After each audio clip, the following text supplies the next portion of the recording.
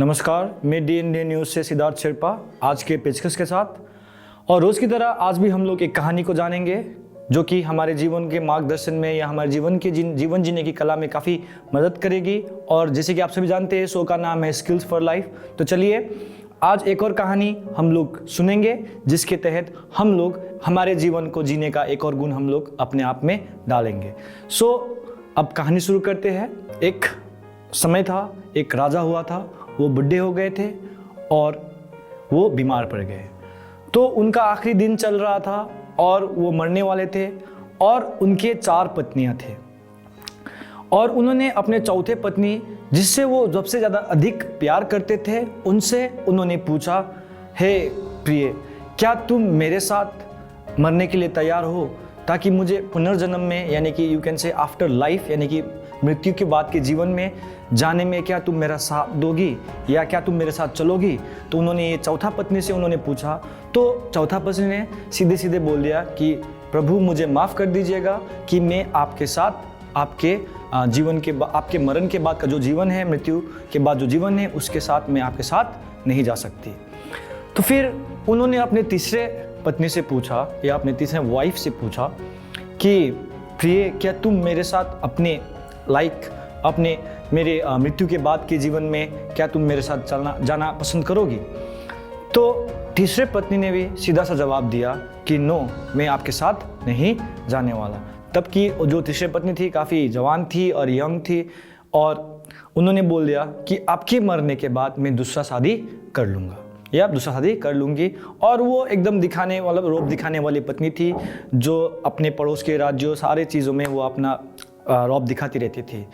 तो उसी में उन्होंने अपना दूसरा पत्नी से पूछा कि हे प्रिय, क्या तुम मेरे साथ मेरे जीवन के आखिरी सांस तक रहोगी और मेरे साथ क्या मेरे जीवन के उस पार आफ्टर लाइफ में या मृत्यु के बाद के जीवन में मेरे साथ चलोगी?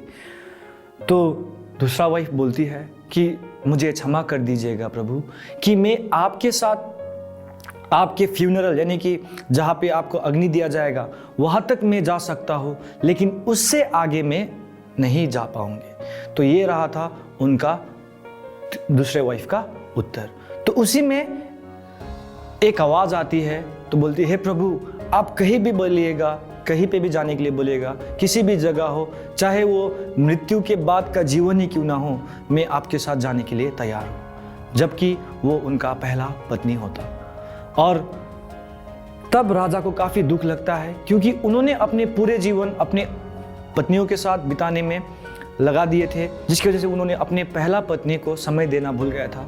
तो उसी समय वो किसी शर्मिंदा होने के बाद वो अपने पत्नी को कुछ नहीं बोल पाया। तो कहानी का मोरल या कहानी का जो शिक्षा ये है कि हमारे जीवन में, आपके जीवन में, मेरे जीवन में, सबके जीवन में 4 पत्नियां होती है। जो चौथा पत्नी था वो हमारे शरीर को दर्शाता है, जबकि हम अपनी पूरा जीवन अपने शरीर को श्रृंगारने में या उसका मेकअप जो आप लोग सब कोई जानते हैं वो करने में या उसको डेकोरेट करने के लिए आप क्या कर देते, जीवन बिता देते हैं। जबकि मरने के बाद वो शरीर आपके साथ जाने वाला नहीं रहता है और वो हमारे साथ आगे का रास्ता तय नहीं कर पाएगा। जो तीसरा पत्नी था वो हमारे पोजेशंस को दर्शाता है। पोजेशंस मतलब हमने जीवन में क्या कुछ कमाए हैं, हमने अपने जीवन में सारा चीज़ यानी कि घर, गाड़ी, मकान, बंगला, मोबाइल फ़ोन, सब कुछ पोजेशंस जमा करने के लिए हम लोग अपने पूरे जीवन बिता देते हैं। लेकिन मरने के बाद वो हम सारे चीज़ों को नहीं ले जा पाते हैं और वो जो हमारे पोजेशंस होते हैं वो लोगों में क्या हो जाता है, बढ़ जाता है हमारे जाने के बाद। जैसे कि तीसरा पत्नी ने कहा था कि आपके मरने के बाद मैं क्या करने वाला हूँ कि मैं दूसरा शादी करने वाली हूँ। लाइक दैट वे हमारे सामान, हमारे पोजेशंस, जो कुछ भी है, कमाई, सब क्या हो जाता है, बढ़ जाते हैं। जो दूसरे पत्नी है वो हमारे जीवन में हमारे दोस्तों का महत्व, हमारे परिवार वालों का महत्व समझाता है। यानी कि हमारे परिवार वाले, हमारे दोस्त, हमारे दुख सुख सभी घड़ी में साथ रहते हैं। यानी कि हमारे मरने के बाद भी हमारे आग यानी हमें चिता को आग देने तक चले जाते, लेकिन उसके उस पार वो हमारे साथ नहीं जा पाते। अब रही पहला पत्नी जो है यहाँ पे हमारा आत्मा यानी कि सोल को दर्शाता है। जो कि हम लोग अक्सर हमारे जीवन में हमारे आत्मा, हमारे जो आंतरिक हृदय जो होती है, उसको हम लोग नरिश करने में हम लोग समय व्यर्थ कर देते हैं। उसको नरिश करने में हम लोग समय नहीं दे पाते हैं, या हम लोग फजूल के कामों के लिए हम लोग क्या करते हैं, समय व्यर्थ करते हैं। तो वैसे ही हमारा सोल जो होता है, जैसे पहला पत्नी ने क्या बोला था कि सी वॉज रेडी, यानी कि वो जाने के लिए तैयार थी। वैसे ही जब भी हम मरते हैं तो हमारे साथ एक ही चीज़ जाता है, हमारा आत्मा।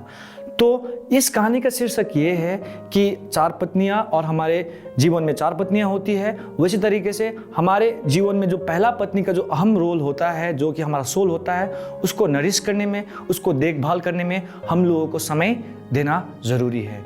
हमारे शरीर को भी, हमारे बॉडी को भी देखरेख चाहिए, हमारे दोस्त का आनंद उठाना चाहिए, परिवारजनों का आनंद उठाना चाहिए, हमारे पोजेशंस का भी आनंद उठाना चाहिए। लेकिन जो हमारे आत्मा होती है, उसको सुधारने के लिए भी हमको अपने लिए कुछ समय निकालना ज़रूरी होता है।